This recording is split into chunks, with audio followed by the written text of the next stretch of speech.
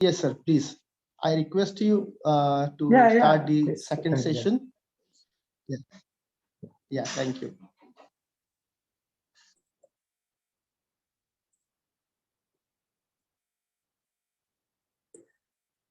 Yes. In fact, good morning to one and all. It's my pleasure to continue. In the previous session, just we have defined the unitary Kelly graph on finite cyclic group. Of course, the generating set was nothing but the set of all units with respect to multiplication. And we have observed that it is the unitary Kelly graph Xn is weakly perfect, mean to say the chromatic number and clique number are one and the same. It's nothing but the smallest prime divisor of n. Not only the unitary Kelly graph is weakly perfect, but also its complement. There the parameter is nothing but n by p. Again, p is the smallest prime divisor. Since we are able to identify the chromatic number of the unitary Kelly graph, the immediate benefit is when the unitary Kelly graph is bipartite. Of course, people will, for people from other part of other that is new to graph theory, a graph is said to be bipartite. One can partition the vertex set into two things, V1 and V2, such that there are only edges of this kind. No edge between vertices in one path. So it's a very comfortable class of graphs, and we could do it when the unitary Cayley graph is bipartite. Of course, it is a very simple result. The unitary Cayley graph Xn is bipartite if and only if n is even. Naturally, suppose I assume that Xn is bipartite, because it is a part, there is a partition and edges are between only one part to the other, you can label vertices in one partition as number 1 and the other as number 2. Definitely the chromatic number is 2. Because of the previous observation, 2 must be the smallest prime divisor of n, and then ultimately n must be even.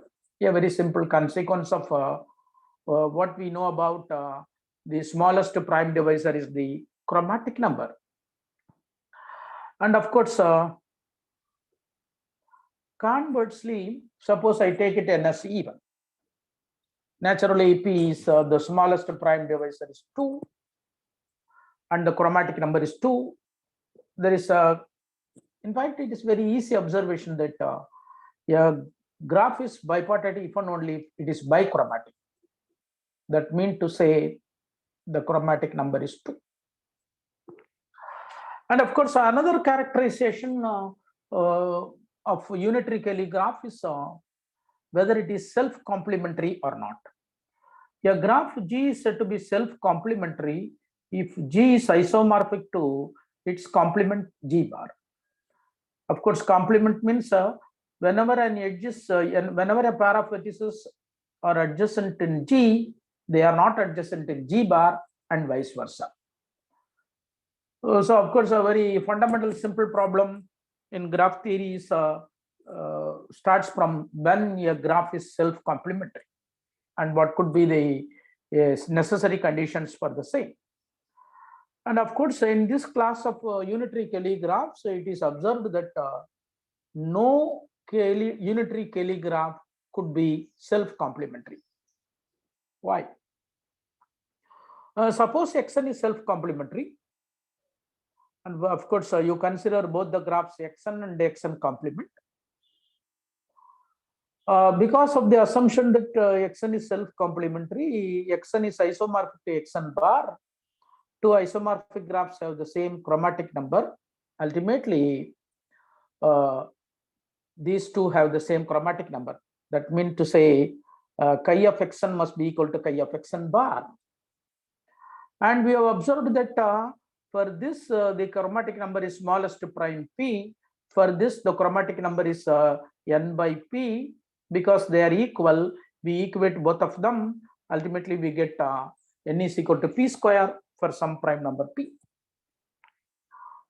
And once n is equal to p square, and not only that, if you take any graph on n vertices, graph union its complement is the complete graph. Because if you take for some 4 vertices,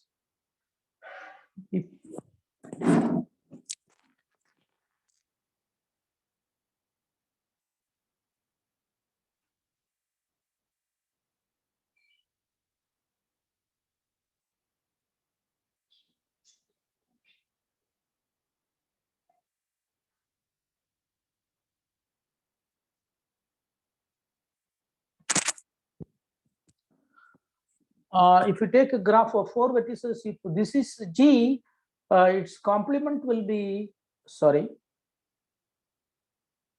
if this is the graph, its complement will be this one. And ultimately, when you make a union, all the edges will come. It is the complete graph on n vertices. And as they are isomorphic, they have the same degree of regularity. You see, this xn is a Cayley graph. And what is the regularity of the Cayley graph? It is nothing but the cardinality of omega, the generating set. In our case of xn, this is the cardinality of regularity. So number of units in Zn, number of units is given by Euler P function. So this for both of that it is equal. From this fact, it is trivial that P of n must be n minus 1 by 2. Now you have got 2 observations on n. One is n must be a prime square, number 1, for some prime. And another one, the Euler Phi function must satisfy P of n is equal to n minus 1 by 2. So you substitute n is equal to p square here. Ultimately, you will get that 2 times phi of p square is equal to 2p into p minus 1. Because for a prime square, this is equal to p square minus 1, which is not possible for any of the prime numbers. Ultimately, it is a contradiction. Therefore, no xn is self-complementary. Another important fact about this unitary Cayley graph is vertex connectivity, which is one of the vital parameter in any graph, because as an application point of view, for any network, the vertex connectivity is a very important parameter, in the sense that if you want to destabilize the connectivity of any network, how many vertices should be collapsed? How many vertices must be removed? So in such a sense, it is a very vital parameter, and it has been identified as kappa of n is equal to pi of n. Of course, the vertex connectivity of a graph means it is the minimal number of vertices to be removed from that graph to get a disconnected subgraph. If you take a graph G, how many vertices I have to remove from this so that this graph is disconnected? Removal of vertices means I am removing the vertices as well as edges adjacent with or incident with the vertices. So it is the vertex connectivity, and it has been proved that for this Cayley graph xn, kappa of n is equal to p of n. Let me recall the proof. Of course, this is one of the fundamental factor property, and which has been used in all these circulant situations. So suppose A is in Zn and B is in Zn. Let me define a function chi of A comma B from Zn to Zn by this way: chi of A comma B of x equal to Ax plus B mod n, because I wanted to have the resulting element in Zn. And this function happened to be an atomorphism if and only if A is a unit. It's a very trivial fact. Any linear function is a bijection if and only if this coefficient has got a multiplicative inverse. So the same fact is here. This psi of AB is an automorphism only when A is a unit. And using this, you can realize the fact that for all 4 vertices x comma y, u comma b of Zn, and x is adjacent to y or u is adjacent to b, there exists an automorphism sigma of xn such that sigma of x equal to y and sigma of u is equal to b. So one can easily find it is a strong version of the vertex connectivity of Cayley graphs. And xn is symmetric. So vertex connectivity of a regular edge transitive is equal to degree of regularity. In fact, this is what the very important fact. The fact is that vertex connectivity of a regular graph, which is edge transitive, that is what previously observed.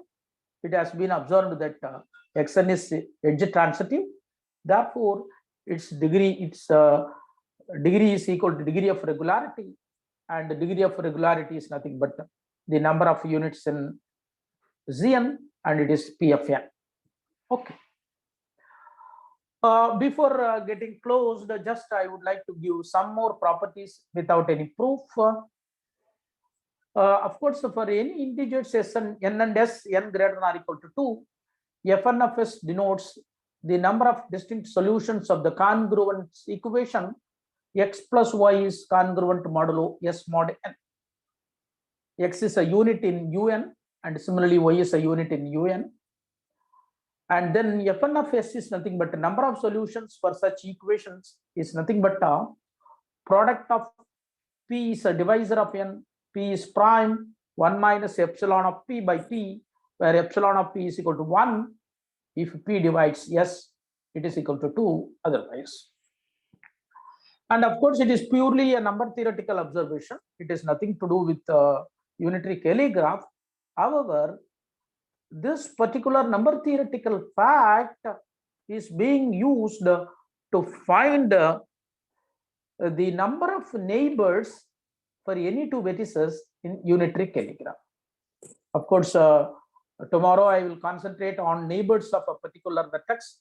If you take a vertex in this graph, the vertices which are adjacent to this, this is neighbors.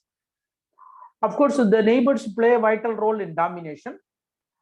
So first, it is the observation that suppose you take unitary Cayley graph xn, A and B are 2 distinct vertices.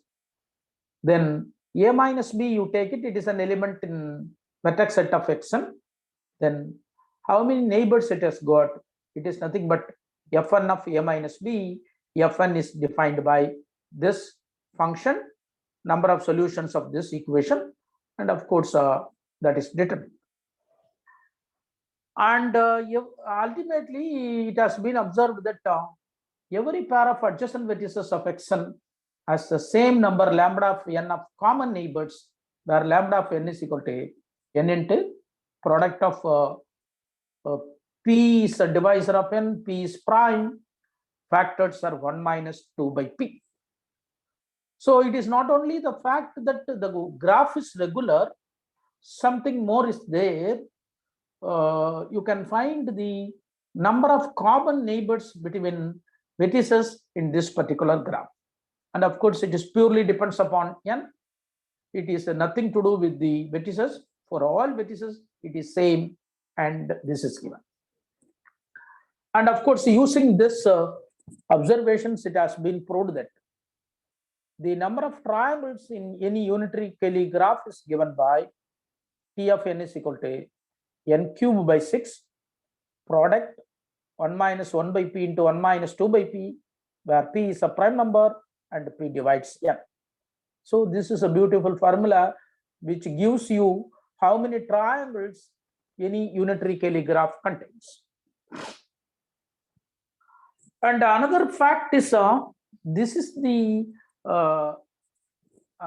you see, I am very much surprised by this fact. Of course, the unitary Cayley graph, the diameter is this.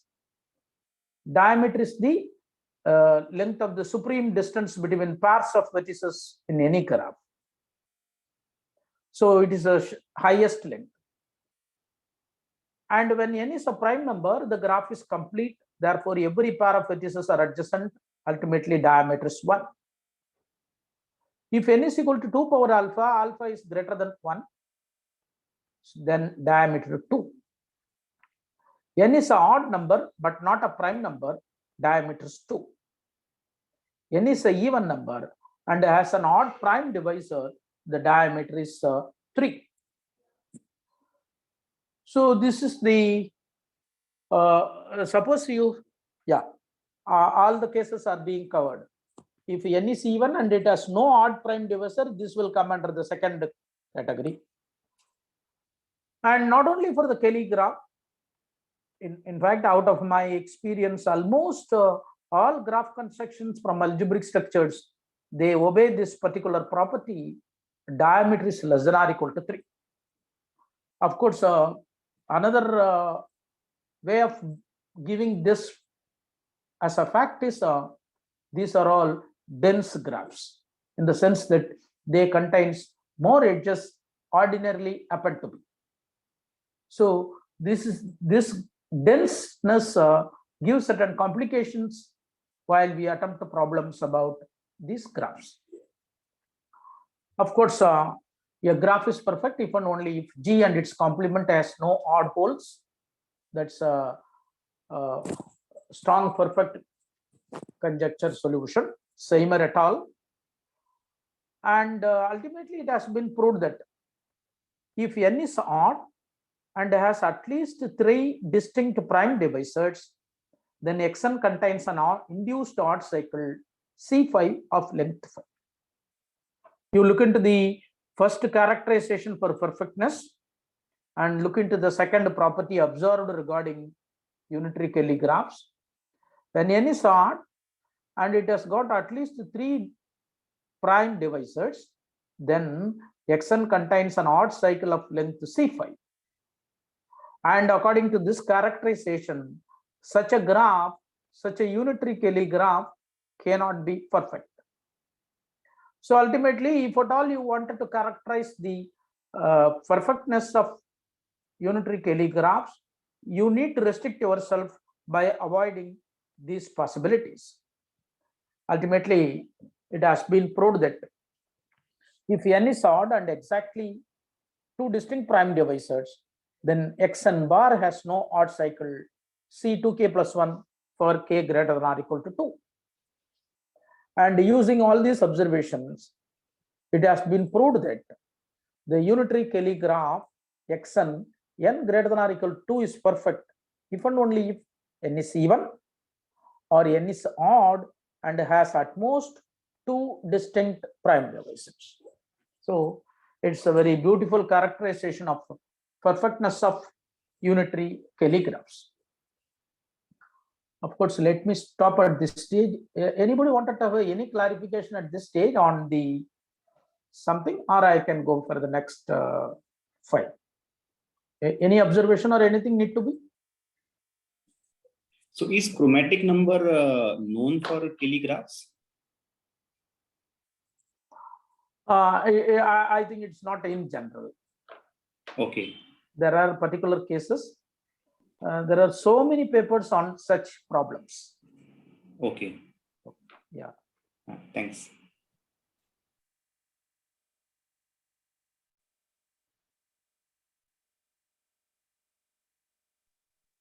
Particularly for unitary Kelly graphs, things are known to you.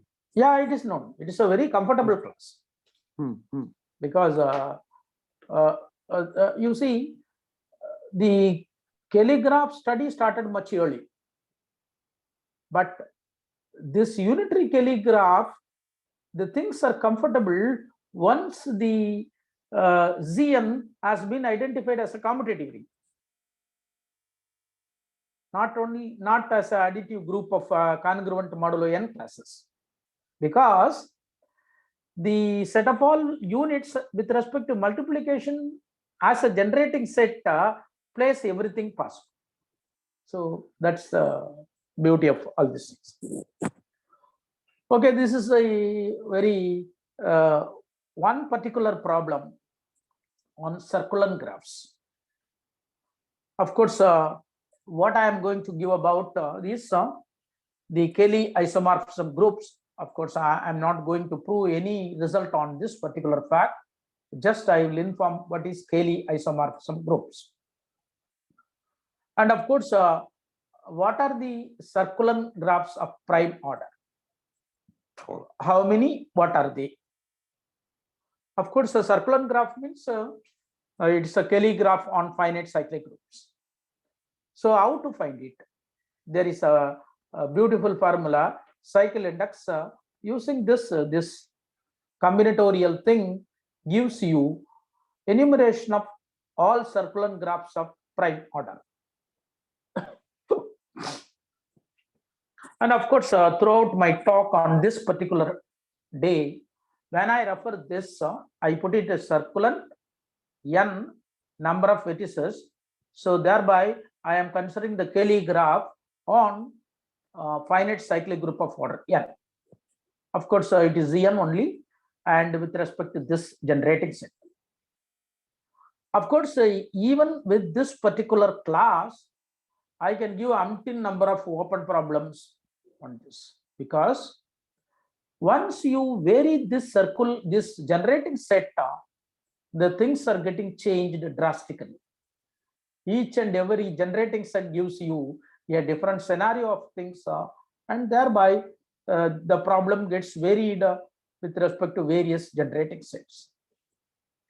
Of course, it is our observation that with respect to certain graph parameters, suppose I consider one circular graph on n vertices with respect to generating set A1. Sir, Someone consider hello? a circular graph, please. Hello, sir. Okay, what please. is mean by circulant? It is a Cayley graph on finite cyclic group of order n. Yeah, Cayley graph. So any Cayley graph constructed on Zn with respect to congruent modulo n, addition congruent modulo n, that is called a circular graph. Am I clear? Yes, sir. Yes. Suppose you consider two circular graphs. One is circulant on Zn with respect to A1. Second one is circulant on Zn with respect to A2. Further, let me put up the condition that cardinality of A1 is equal to cardinality of A2. There again, the problem is something different here. Something, even the cardinality of the generating set is equal, the things are not comfortable for one compared to the other. Therefore, the generating set plays a vital role in circular graphs. Of course, the main tool about, in fact, people think that the Cayley graphs are studied for the sake of graph theory, but that is not the fact. Cayley graphs are used to characterize doubly transitive groups. It is fundamentally an algebraic problem. In fact, on the other day, Peter Cameron was observing that some graph theoretical facts are being used for characterization of finite simple groups. Of course, the beautiful characterization of finite simple groups, 82-year-old problem, starting from 1900 to 1982, the history is so excellent. If time permits, get into contemporary abstract algebra by Joseph Kagan. The entire history is there. You please enjoy that. Starting from 1900 Jordan Holder program to Robert Krayas announcing that the largest finite simple group is known to me, and it contains number of elements more than number of atoms there. It's a number with 53 digits number, and of course it is a set of all matrices of dimension over a certain field of order 1,98,273. I may be wrong here, but the other. So you consider set of all square matrices of this order over certain field that will give you the classical matrix group. Ultimately, the symplectic groups, the quotient groups on matrices is a finite simple group. So for the sake of algebra only, these classes of graphs have been came into existence. And there is a algebraic notion called group action. Suppose I take a group G. A is a non-empty set. Group action means I have a function from G times A to A, Cartesian product of G times A to A, and let me denote the function by G comma A is associated with G into A. It is only written G into A. This dot has no meaning. It is only a symbol. So it is an element in A, that's all. And it satisfies the following properties. The identity element, when it is being combined with any element of A, it is A. And of course, for G1 and G2 in G, G1 comma G2 comma A is nothing but G1 G2 A. Of course, one must understand what is G1 G2. It is the combination of elements G1 and G2 under the binary operation in G. Okay. Can anyone visualize what is the resemblance of the second condition? Suppose I consider the special case G is a group, and let me consider the group as a set. I can take the binary operation of the group as the group action, because both are elements of G. I can combine. Under this action, this is nothing but what? Identity. Identity in the group. This particular property is nothing but Associative. associative law. So in a sense, group action is nothing but the generalization of the axioms of the group, and it is being used as a tool for many things. Of course, there are very fundamental properties about group action, because I am not getting into that now. For any element A in A, this GA is nothing but G into A. G is an element of G. That is called orbit of G containing A. Because 1 into A is A, definitely A will be an element in GA, and this is called orbit. Of course, there are two important notions with respect to group action. One is orbit, second one is stabilizer. Stabilizer is a subgroup of G. This is a subset of A, and stabilizer is nothing but G into A is equal to A. Okay, I'm not getting into that. My primary aim is what is meant by a group is said to be transitive with respect to group action. So with respect to group action of G on A, it is said to be transitive if there is only one orbit. That means to say, this particular GA is only one. All elements of A are elements of this G. So in a sense, this is a relation with one equivalence class.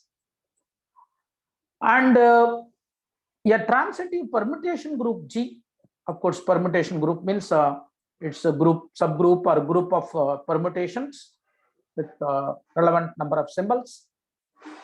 Your transitive permutation group, that means to say G is some permutation group. For example, as a particular I take a sun. It acts on a set, and if this group action contains only one orbit, that is called transitive permutation group, and it is called doubly transitive. This is what a very important property, doubly transitive. You please note that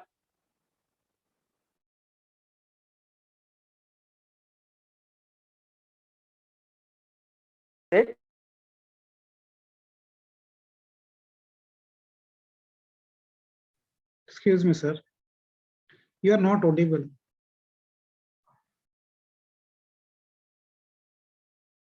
Still you are not audible. Yeah, I think some connectivity issue is there. No, his video can be seen, but he's not audible. I'll check. Am I Now I audible think, yeah. Yes, Now you are yes. audible. Okay, Yes, sir. even without headphone, I am audible. No problem. So I consider a group G, a set A, group action G times A to A. If it contains only one orbiter, that is GA, this is called transitive. You recall the property of weakly perfect and the perfect in the case of graphs. A graph is said to be weakly perfect if the chromatic number is equal to click number for that graph. The graph is said to be perfect. Sorry, this is weakly perfect. Perfect means this property not only true for the graph G, for all induced subgraphs also it is true. Then it is called what is that? So G cross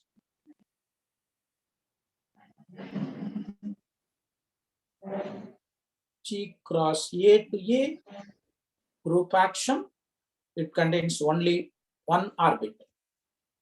Now for A in A, you consider the orbit GA and A minus A. So this is a subgroup of this one. And when it consider this group action, this is also transitive. This also contains only one orbit. If for every A, if this property is true, then the group action is said to be doubly transitive. Of course, it is a very beautiful question. Which groups are doubly transitive? That means you have to find a suitable set A and a suitable group action which gives you these two properties. So that is called doubly transitive. Of course, these Cayley graphs are used as a tool to prove certain groups as doubly transitive. Fine. Now I'm going to using this. In fact, I'm not very specifically going to emphasize how this doubly transitivity is being used. But however, my aim is I would like to have how many Cayley groups are on ZP where P is a prime number. And of course, it is using the very fundamental tool of this isomorphism between graphs and the automorphisms of the group. You see, you are taking a group, constructing a graph. As a group, it has got automorphisms of the group. As a graph, it has got isomorphism between two graphs constructed on the same group. The relationship between these two bijection by classes makes certain things possible. Of course, this is a very simple thing. If alpha is automorphism of gamma and omega is a subset of gamma, then I take all the images of elements of omega under alpha as this. Okay, fine. Now, this is the first observation between an isomorphism of the graph and automorphism of the group. Let gamma be a graph group, finite group. Omega is a subset of gamma. I have constructed the Cayley graph G, Cayley of gamma, comma, omega. Let me consider an automorphism alpha of gamma. It is a group automorphism. Any group automorphism alpha is also an isomorphism of the graphs. What are the graphs? One is G, another one is G dash. What is the difference between G and G dash? Both of them on the same vertex set gamma, but the generating set is first one is omega, second one is alpha of omega. Or in nutshell, I can put it as this way. when you consider a finite group and corresponding Cayley graph, any group automorphism gives rise to you a graph isomorphism between two Cayley graphs defined on same finite group. Of course, the generated sets are different. And of course, if what is that you see? When I say alpha is an automorphism, naturally alpha is a bijection on gamma. So on gamma means it is a vertex set of these two graphs. So alpha is naturally a bijection between V of G and V of G dash. And of course, graph automorphism is nothing but a bijection between vertex sets such that the adjacency and non-adjacency is preserved. That means to say, if a pair of vertices in G are adjacent, their images, suppose A comma B, you take pair of vertices, they are adjacent in G. Alpha A and alpha B are adjacent in G dash. That is what we mean by graph isomorphism. So naturally, this alpha is a bijection between vertex sets. So it is my duty to observe that whether the adjacency is preserved. It's a trivial fact, of course. Let me take X, Y. X and Y are elements of gamma. It is an edge of G. By the definition of the Cayley graph, this Y must enjoy the property Y is equal to X into G for some G in omega. Now, alpha you apply on both sides. This is alpha of Y, alpha of X, alpha of G, because it is a group automorphism. And naturally, you see, this is what we are concerned about, this and this. They are X and Y are adjacent in G. We are concerned about the images of X and Y under this alpha, whether they are adjacent or not. Yes, once they enjoy the property, this alpha of X, naturally an element of alpha of omega, alpha of G, naturally an element of alpha of omega. So alpha of Y and alpha of X are adjacent in G dash. They are also, so it is an edge.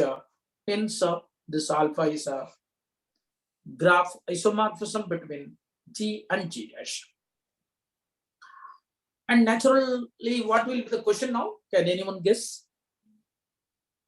Converse. Converse, yes. Fine. Automorphism of a group gives an isomorphism between graphs.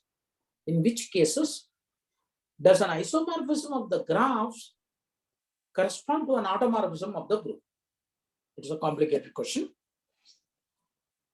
So that is what we mean by Cayley isomorphism property.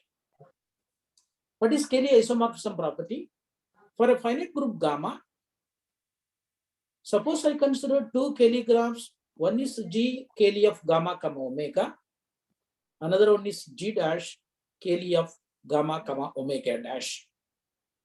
Of course, naturally, they correspond to generating sets omega and omega dash. Omega is said to satisfy Cayley isomorphism property. Please note that this property for a subset of gamma. Omega is said to be satisfy Cayley isomorphism property if whenever G and G dash are isomorphic as Cayley graphs, there exists a group automorphism alpha of gamma such that alpha is also a graph automorphism from G to G dash. Please note that this isomorphism, I don't mean alpha. Maybe it is equal to alpha, but it tells something more.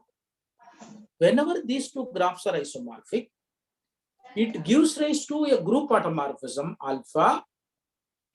It is something different, maybe, or sometimes maybe equal. But this alpha, once it is a group automorphism, by the previous observation, it happens to be a graph automorphism between G and, sorry, I should not, this word is something wrong. This, what I should put it here? Can anyone correct me? Graph isomorphism. Isomorphism. Why? Why? One-to-one correspondence between. No. vertices. All that we are talking about only one-to-one correspondence. Adjust- Here I G should put, G is not equal to G prime. G prime. yeah, when this is distinct from G, I am not empowered to use automorphism. Automorphism means G to G. Here something different. G prime is there, so definitely it is necessary to use graph isomorphism. Okay. So this is said to be a Cayley isomorphism property for a subset omega of gamma. When this is abbreviated as CI subset, Cayley isomorphism subset. And if every Cayley subset of gamma is a CI subset, then we say that gamma is said to satisfy Cayley isomorphism property, or gamma is a CI group. Can anyone put me when gamma is a CI group? Excuse me, what is CI subset? Can you just What is CI subset? you see here? Okay. The omega which enjoys the previous property is supposed to be called a CI subset. Here Okay, I so use this the word gen- every Cayley subset is a CI subset. That's what I wanted to reach you. Okay. So what I mean by Cayley subset here? It is not for all subsets of gamma to be CI subsets. I mean only Cayley subsets of gamma which should be CI subsets. That means, what do you mean by that? What actually it is indicated here? Can anyone be?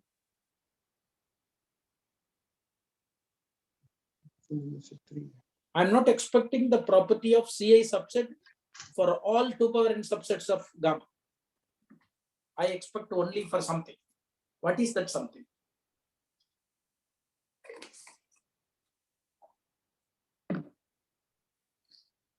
Sign, let me get into the previous slide. Here, what is the CI subset? Omega. Am I correct? That means to say, here I expect this property of CI subset only for the generating sets of a Cayley graph on gamma. You see, gamma is there. Whenever I could construct a Cayley graph on gamma with respect to omega, if this omega happen to be a CI subset, then this gamma is said to be CI group. That means to say, a finite group is said to be a CI group. Whenever you are able to construct a Cayley graph of gamma with respect to omega, that omega must be CI subset, or it should enjoy Cayley isomorphism property. So let's see. Of course, it is a very beautiful question, and it has been observed that or proved that Misichak he has proved that the cyclic groups what are the cyclic groups which are CI groups? In the class of cyclic groups, CI groups are nothing but groups of order n, when n is either 8 or 9 or 18, or n is a number of the form 2 power e m, where the exponent is either 0 or 1 or 2, and m is a square prime odd number. So it has been completely characterized that in the class of cyclic groups, which are all CI groups. Of course, Gottschall has proved that the groups ZP square, that means to say ZP times ZP, where P is a prime number, it's not a cyclic group. You know, when ZM times Zn is cyclic, ZM times GCD is 1. M and N M and N This- are co-prime. relatively prime. Here, this is not acyclic because their GCD is P. However, Godzilla has proved that the group ZP square, where P is a prime number, is a CI group. And Dobson and Zhu, they have proved that ZP cube, when P is a prime number, is also a CI group. And Novitsa could prove that ZP to the power 6, where P is a prime number, is not a CI group. It is on the complement, it is on the other class. So these are all some of the known CI groups for this. These Cayley graphs are effectively used upon. So now let me come to this circular groups of prime order. So circular means Cayley graph constructed on ZP, where P is a prime. Of course, it has been established that this is a very fundamental characterization of Cayley graphs of prime order. All finite vertex transitive graphs of prime order are circulants. All finite vertex transitive graphs of prime order are circulants. Please note that yesterday we have observed this is Cayley, this is vertex transitive. Here is what the Peterson graph lies. Am I correct? This is Cayley graph. Larger class is vertex sensitive. There is a vertex sensitive graph, but not a Cayley graph, Peterson graph. However, when I make any intersection with this one, this is Cayley. Sorry, just a minute. This is vertex sensitive. This is Cayley. I mean that I take it a subset of order P, where P is a prime number. This is vertex sensitive. This is Cayley. So this one, and it is proved that all vertex sensitive prime order is nothing but Cayley graph. That means to say, here one cannot find a vertex sensitive graph of prime order. You cannot find it here. What is that here means? It is not a Cayley graph. So if at all there exists a vertex sensitive graph of prime order, it is necessarily a Cayley graph, more specifically a circular graph. Because Peterson graph happened to be a graph of order 10, 10 is not a prime number, naturally, it is not the proof. I'm not coming to the proof. It should lie only here, not here. That's the case. Okay. Of course, ultimately, in fact, a very big open problem is, can you characterize vertex sensitive graphs of order P square? Prime number P is ultimately over. In fact, there is a paper in 2017 by Yong Yen. But suppose you take it a vertex sensitive graph of order P square, where P is a prime number, what it could be, whether it is a Cayley graph or something greater than that, it's a very beautiful open question still now. So study of vertex sensitive graphs gains, in fact, people believe that the vertex sensitive graphs of prime order, namely circulants, could be building blocks for the other classes, as in the case of finite groups over finite simple groups. In number theory, all numbers are built up from prime numbers. So the primes are happen to be building blocks of numbers. Similarly, in the case of finite groups, the finite simple groups are happen to be building blocks of finite groups. People believe that in the case of vertex sensitive, the class of circulants may be used as building blocks. That is one of the primary aim to study about this vertex sensitive or circulant graphs of prime order. Okay, fine. And of course, hereafter I will denote this. This is what my notation happened to be. Circulant graph on Zn with respect to generating set. Yes, fine. Now, just I would like to ask the question. Can you give me all circulant graphs on Z5? Because you take Z3. How many circulant graphs on Z3? Only one. What is that? Can anyone say? What is that only one? Circulant. What is that generating set? Circulant 3, 2. 3,2. 3, 2. One, No, one. 3. Yeah. One, 2 comma. Sorry. 1, 2. No, 1. 1 comma? No, sir. It's 2, 2. Only 2 singleton 2. Why you are struggling with this? How do you say? What is the inverse of 2? Yeah, 1, 2, sir. Are you clear now? Yes, sir. You're right. 1, 2. Yes. What is it actually? As a graph?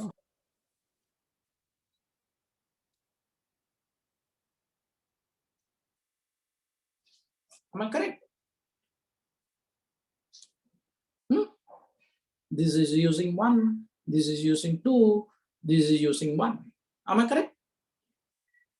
Yes, sir. Anybody having doubt here? This is a circular graph on 3 vertices on this group Z3 with respect to the generating set 1, 2. Of course, 1, 2 is essential because identity I cannot include. Once I Inverse you should include 1, include. I have to include 2. So it is the only possible generating set with the conditions C1 and C2. So only one circular graph of order 3. 3 is applied. Okay. Now let me come to the fact that how many circular graphs on Z5? Okay. Just I will come to this. Of course, what is this? Sorry. As a graph, what is that? I have got 5 vertices. What is that? What are the edges in this graph? In this graph, No edges. no edges because I'm considering only empty set. So it's a trivial graph on 5 vertices. Can you tell me what is this as a graph?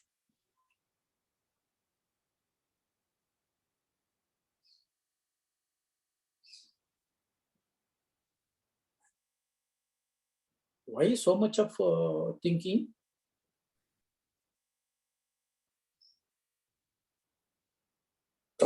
What is the degree of a vertex here?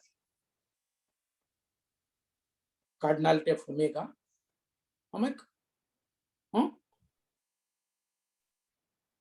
What is the degree of vertex in this graph?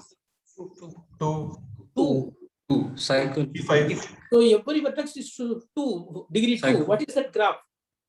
Cycle graph. 5. Cycle of length 5. This one?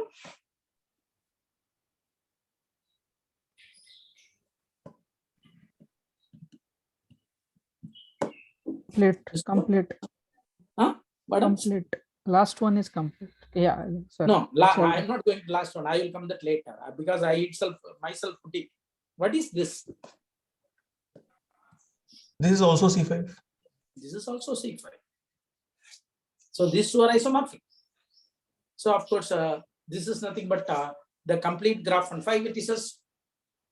Of course, 5 vertices.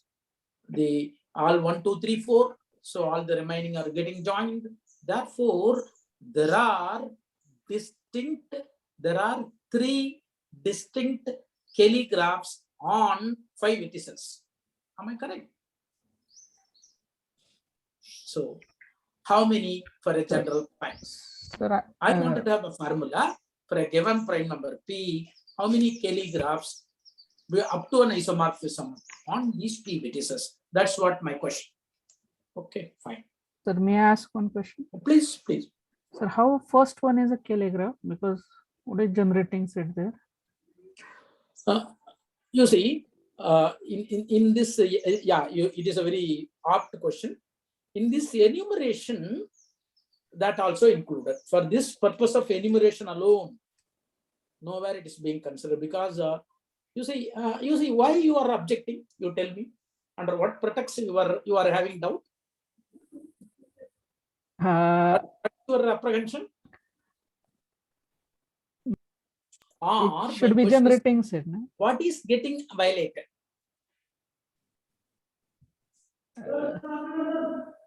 Sir, Please. as per the definition which you have given in the first lecture Yeah. of calligraph, you said that gamma is finite group and omega is a non-empty subset of gamma, which is generating set. I never used, but non-empty. Okay, but Yes, the next word is important. Non-empty. it is a non-empty generating set of generating set. group gamma. Empty set cannot generate anything. Therefore, it is not, strictly speaking, this is not a calligraph. However, in this enumeration, that is also gets counted because of the polynomial. So it's only for enumeration purpose, not for anything else. Okay, a beautiful question. I really. Sir, please. Why you have not considered the similar thing in when you were counting the circulants of order 3? Yeah, there also we could have taken. Yeah, it must be 2. It must be 2. It must be 2. Yeah, definitely. In the case of 3, I should have put it this and this. Definitely, it is 2. It is not 1. Okay, fine. Okay, now let me come to that. How to count for a general prime number P. I am considering the isomorphism TAB of TAB from Zn to Zm defined by TAB of x equal to ax plus b. It's a linear function. This linear function is a permutation or a bijection only when A is a unit of Zn. There is a theorem called the Burnside theorem. If G is a transitive permutation group, please recall transitive permutation group means immediately I must get into that. It is G cross A to A with one orbit GA. G is a permutation group. Permutation group means it is either a subgroup or equal to Sn for some n. So transitive permutation group acting on P points. That means if G is S3, I take A as 1, 2, 3, the fundamental set of symbols to generate all these things. Then G is doubly transitive, either doubly transitive or G is nothing but TAB. A is an element of H. H is a subgroup of U of ZP. And sorry, subset. I should not use the word subgroup. It is a subset of the units of ZP, and B is an element of ZP. So it is a characterization of some groups which are doubly transitive. So, if G is a transitive permutation group, either it is doubly transitive or it is equal to this one. This is a theorem proved by Burnside. I'm not going to prove this now. However, I'm going to make use of a corollary of this Burnside theorem for my purpose. If G is a transitive permutation group acting on a P number of points, prime number of points, then G is not doubly transitive. Sorry, if G is not doubly transitive, then G contains a unique subgroup of order P. Of course, the transitive permutation group at the maximum, what is the order of G? Maximum, what is the order of G?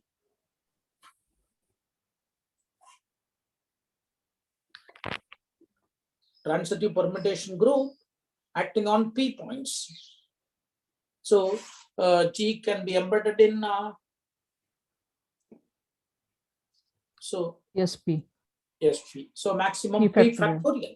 P factorial. So this maximum P factorial may be a subgroup, but however, it contains a unique subgroup of order P. This is what we are going to make use of it. Okay. Let H is equal to T1, 1. Can you say how this is true? What is T1, 1? Or what Can is you please, yield? uh, the statement is not clear. Can you please? Yeah, see? statement is something, some mistake is there. I will rectify that. Yeah. It is only you please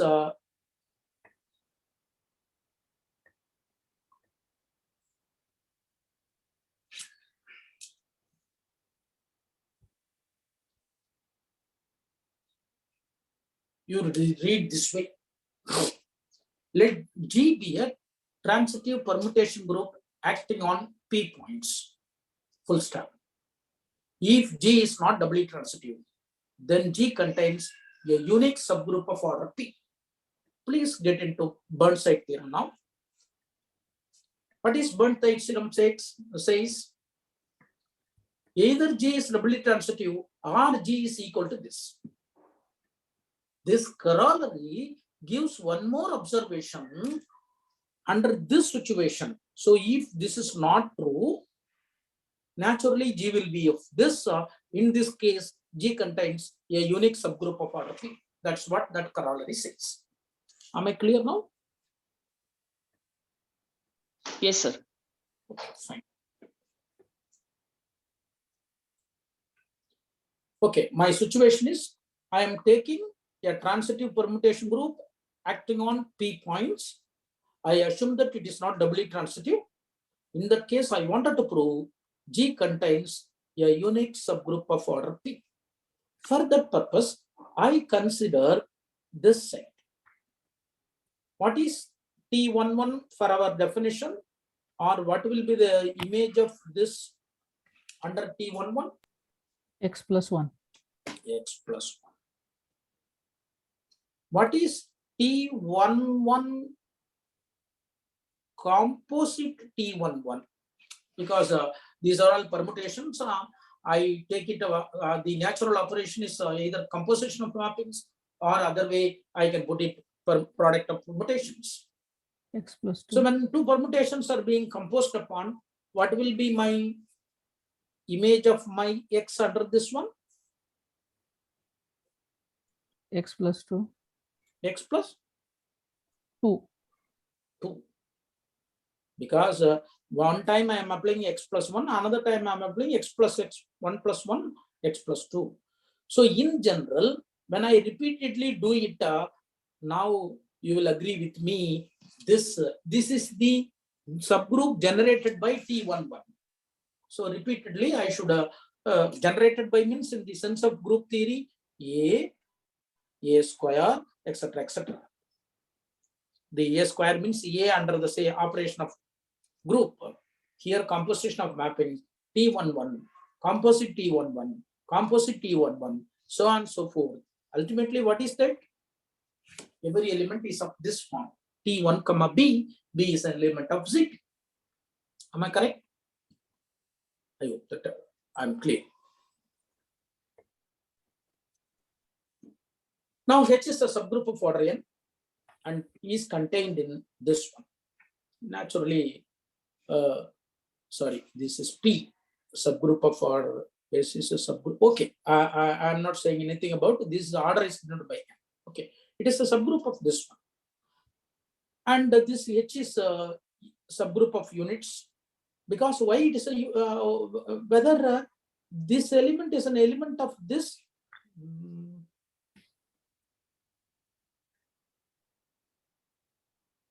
No, sorry. A is 1, naturally it's there. It is a subgroup of the, in fact, this contains more number of elements of this kind. Here 1 is there. Somebody may take some other unit there and then find the subgroup generated by this one. Fine. But it is naturally a subgroup of this. And TAB of x, when A is not is equal to 1, A minus 1 is a unit and has inverse. And of course, a TAB of x equal to x, then x is nothing but this one.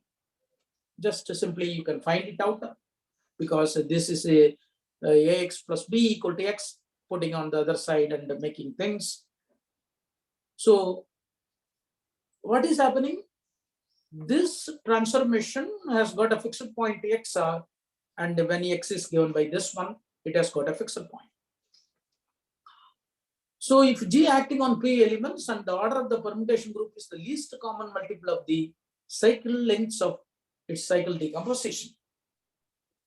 You see, you know how to find the order of a permutation, or sorry, order of permutation. What you will do? Each permutation can be written as product of distinct cycles. Each cycle can be written as product of distinct transpositions.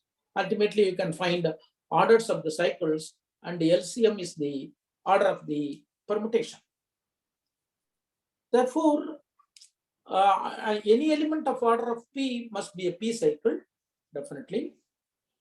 So an element of order P has no fixed point, and hence PA is equal to 1. Ultimately, you see, you please look at here. What I wanted to prove? I wanted to prove that that particular thing, when it is not a doubly transitive, it contains a unique subgroup of order P. Of course, this is one subgroup of order P. Now the question is whether it is a unique subgroup or not. Yes, that's what the argument is being completed. It is the only possibility is T A comma B when A is equal to 1. That's the only possibility. Therefore, it contains a subgroup of order P. Okay, fine. And there is a theorem by Turner. Any graph of order P is vertex transitive if and only if G is a circular graph. It is a characterization of vertex transitive of order prime. Of course, how it is being. So that's what our aim. As I said in the beginning, the class of vertex transitive with the prime order, I wanted to prove that they are Cayley graphs. Suppose that G is a circular graph, then necessarily it's Cayley, it is vertex transitive. In fact, in the statement of the theorem, you can put it as this way. One part is, sorry, you take the assumption must be categorized into this is global assumption, and then vertex transitive if and only if Cayley. That's what we wanted to. Let me take a graph of a prime order, then the graph is vertex transitive if and only if it is Cayley. Not only Cayley, it is circulant. So that is what being observed here. Suppose G is a circulant graph of prime order, necessarily it is a Cayley graph, trivially it is vertex transitive. What about the converse part? Let G be a vertex transitive graph of prime order. Consider the automorphism group of the graph G. If the automorphism group is doubly transitive, what will happen? Then G is either complete graph or the empty graph, both are circulants. In fact, even in the, what is that? Sorry, just a minute. What is that? There are two situations. Every doubly transitive permutation group is either, every permutation group acting on prime number of points is either doubly transitive or it contains a unique subgroup of order P. But even in the case of doubly transitive, the graphs are happen to be only circulant graphs. On the other hand, I assume that this is not doubly transitive and it has got, as per the previous corollary, a unique subgroup of order P. So suppose let me consider the levels of the vertices as 0, 1, 2, etc. P. and the generator of that unique subgroup is taken as this permutation. It is of order P because it is a P cycle. If I is adjacent to G, can anyone say at this stage, what is my aim of proving this as a Kelly graph? Or in the converse part, what I have assumed is I have taken vertex transitive graph of prime order. Okay. I should end up that it is a Kelly graph. It is a circular graph. What I must exhibit for that purpose, can anyone tell me? This is what you should do. If you do this, it will complete the proof. I have got a graph. I know how many vertices it has got. I should end up in, I know that it is a vertex sensitive graph. I wanted to prove that it is circulant. So what ultimately I should exhibit. This is what you have to prove. Graph, P vertices, it is vertex sensitive. Climb, it is circulant. This is the only component which needs to be provided at this point of time to complete the proof. Can anyone say? The generating set?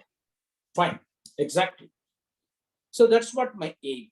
If I is adjacent to J in G, then rho of I and rho of J are adjacent in G. That means to say, rho is it is taking one element to the next. I plus 1 and J plus 1 are adjacent in G. Recursively, I plus and J plus S are adjacent in G. So, and all calculations are modulo P. Ultimately, I am in a position to say what is the generating set. You take 0 and the vertices which are adjacent to 0, that is nothing but the required generating set. That's what it is being proved. Let S be the set of all vertices which are adjacent to 0. Then I is adjacent to J. If and only they are adjacent to 0, ultimately it is a circular graph on n vertices. So just forgetting the proof, you take a vertex sensitive graph of a prime order, pick up the vertex 0, take the vertices which are adjacent to 0. That is a generating set. Ultimately, it's a circular graph. Okay.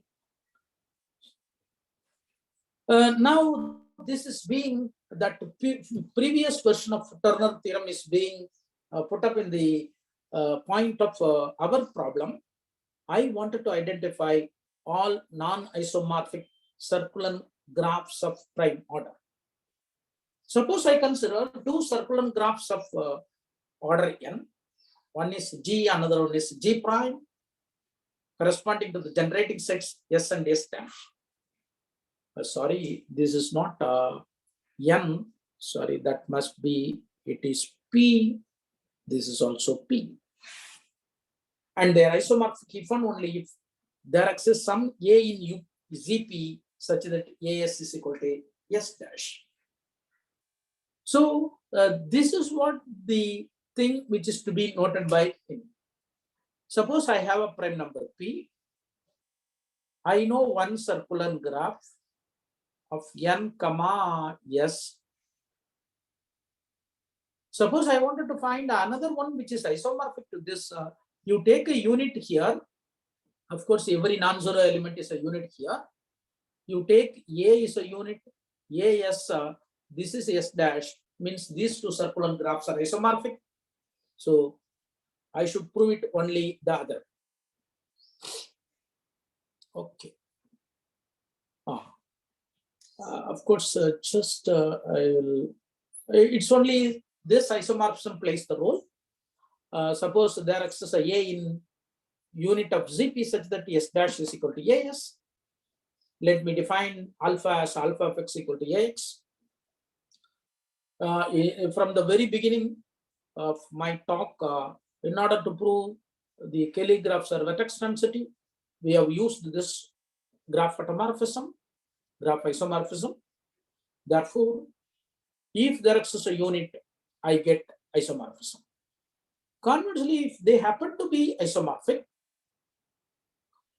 then suppose G is equal to Kp or G is equal to Kp bar, then S must be this one in order to realize that they are Kelly. In Kp, this is a generating set, and Kp bar the empty set. And this implies f of s is equal to s dash, because under this isomorphism, s dash is equal to s in this case. So assume that G is neither Kp or Kp bar. Let me take the vertex set as this one. And as in the previous case, let me consider the rotation. Then this rho is a graph automorphism, and the subgroup generated by rho is of order P. And this is also an automorphism between G and G dash. Okay, just I will come to this. Just you can, because I wanted to, okay. Yeah, this is what ultimately just a few manipulations. Just because I wanted to, you can go through the profile, send the slides to Joshi just after completion of my talk. You can go through, and if there are any specific things need to be asked, you can clarify next. Okay, just I will go back to what's meant by cycle index. Let G be a permutation group acting on omega. Consider the cycle decomposition of arbitrary permutation sigma in G. Let Bk be the number of cycles of length k in sigma. And I define this pi of gamma x1 to the power b1, x2 to the power b2, etc., xm to the power bm. M is nothing but cardinality of omega. Then the cycle index Z of G comma omega of the permutation group G acting on omega is defined to be the polynomials in indeterminates x1, x2, etc., xm, and it is defined by Z of G comma omega equal to 1 over cardinality of G, sigma varies over sigma in G, pi of sigma.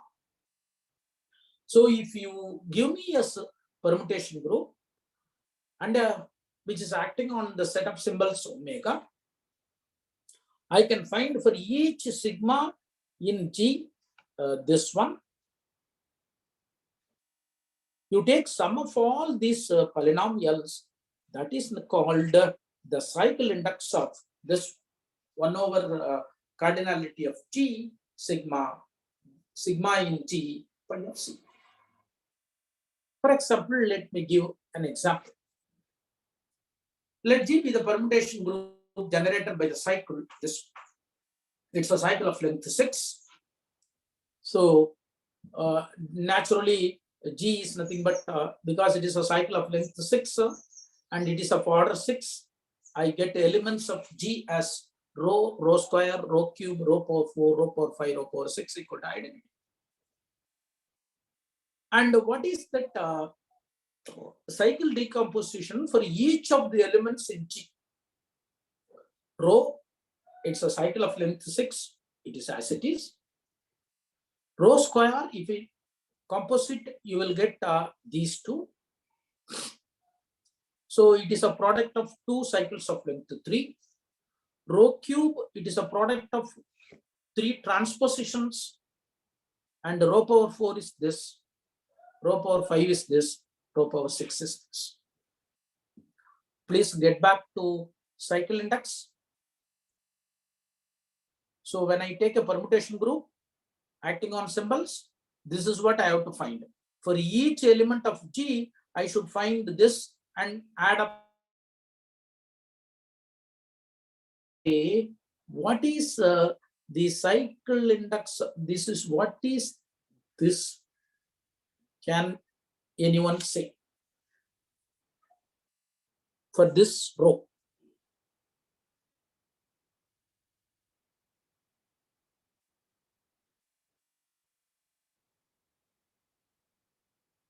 It How will be many- x6 power 1. But yes, It will be x6 power 1. 1. Am I? Is everybody clear?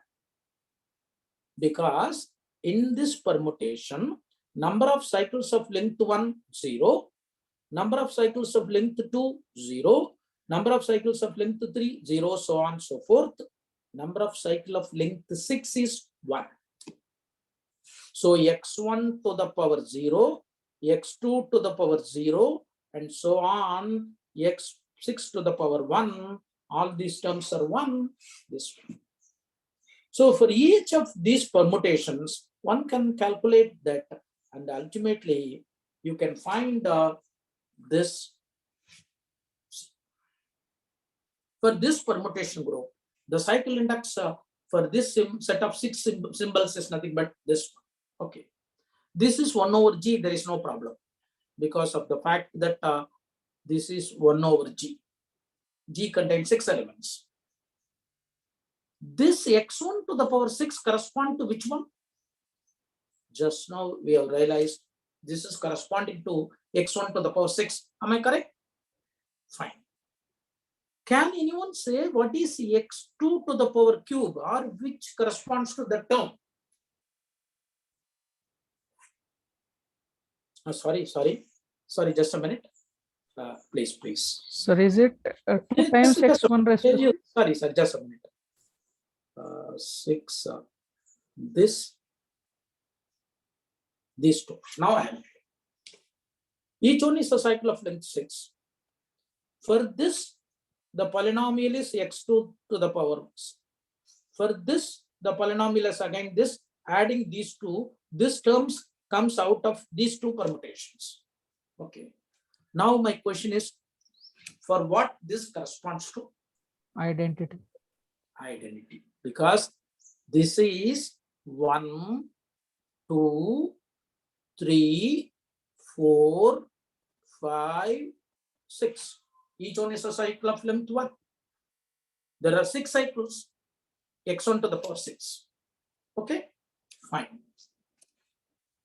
Then this corresponds to, there are 2 terms, x cube square, x cube square.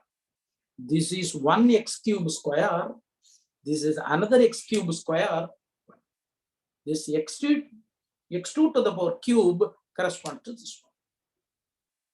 So for any permutation group acting on a set of symbols, one can find the cycle index. Okay, fine.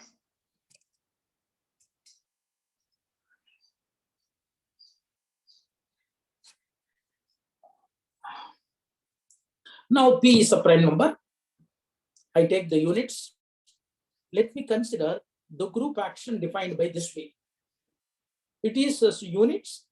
My set A is non-zero elements. To the same, I consider A into X. Under this group action, you calculate the cycle index of this one. Z of U of P comma this. That's what we wanted to calculate. And of course, these are all certain facts about cyclic groups. All these things are known. And of course, yes. This cycle index of the unit group of ZP for a prime number acting on ZP minus 0 is given by this number. This is 1 over P minus 1, number of elements in U of ZP, sigma. D is a divisor of P minus 1.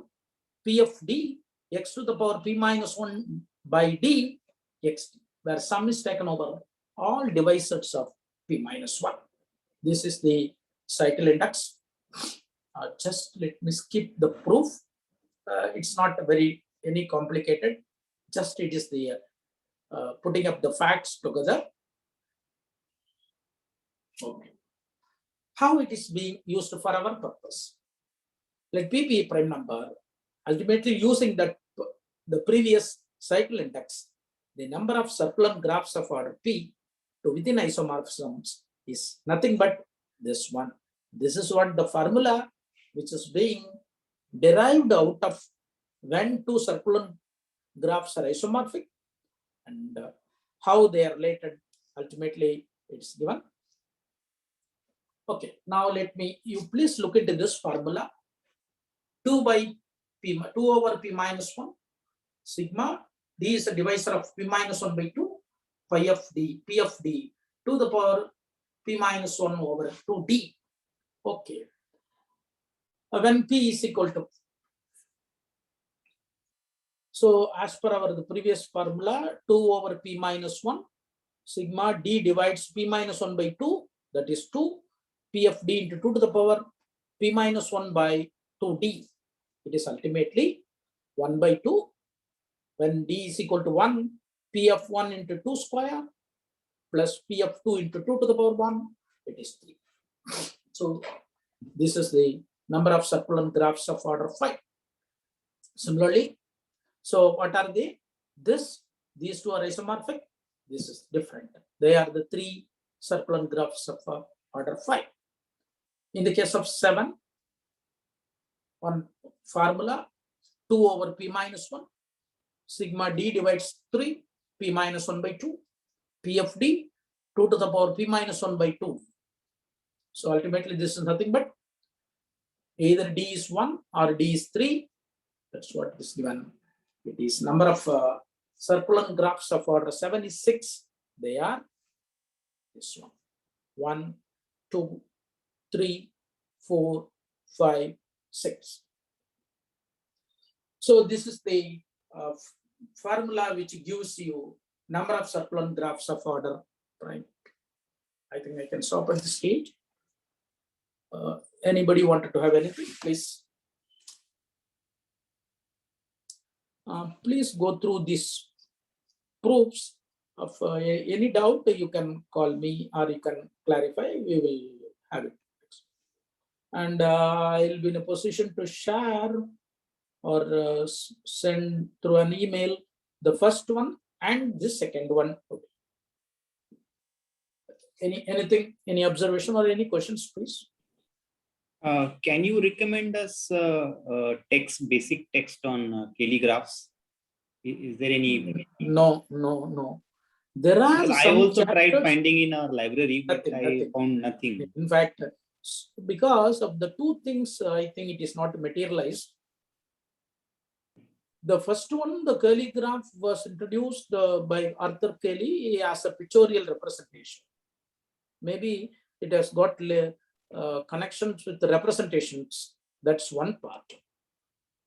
Later on, so many people, they have concentrated on decomposition problems of calligraphs, Allspack, and so on and so forth. Number of papers. And after that, there are papers which are concentration side of this parallel computing and so. In fact, even I may have about 500 papers with me on calligraphs. The very hectic part is how to compile this in a very nutshell way as a book. I think no one is attempted now. There are only chapters in certain books which are highlighting the various features of this calligraph. As of now, there is no standard text as you expect, starting from the Scrab and telling the development. Maybe it's very difficult. Anybody else?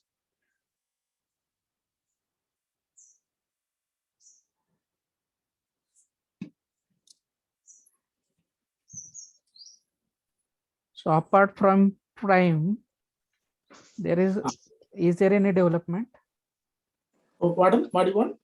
Apart from ZP prime, is there any Yeah, even another? for prime square, I am not aware of that. What is the status of it? Sir, is there Joshi, please. Hello. Joshi, yeah. is there any survey on calligraphs? No, even if you take a survey, it may go to 100 pages. Oh, Minimum 100 whether pages. surveys are available? No, we have got one paper on domination in calligraphs. Okay, Which is about 22 pages or something. okay. but no, what you can say is surveys are there. Yeah, no. So it's really tough job to see because if someone One wants to try thing is it, one thing, Huh? how they are going to have a sequence for the content, it's a very complicated. yeah. And in my perception of the problem, on so many spells of intervals, so many aspects of calligraphs are dealt. Okay. So how to combine all these things? So it's Okay. really, even I didn't ask Peter why it is, because when Peter started his lecture at that group and graph discussion, Yeah. I'm going to touch upon graphs from finite groups except calligraph. In fact, in the He same. started with a very caution that you don't put Yes. me in this domain, it's a domain of ocean. That caution he put us there. In fact, in the valedictory session, I asked him, it will be better if you write the book on calligraphs. Yeah. Okay. Thank you. Thank you, sir. Thank you. Thank you. And Yeah, thank you. fine. Thank you very much. Thank you, sir. Thank you. Fine. Thank you. So we will meet at 11:45 sharp. So be in time. Thank you.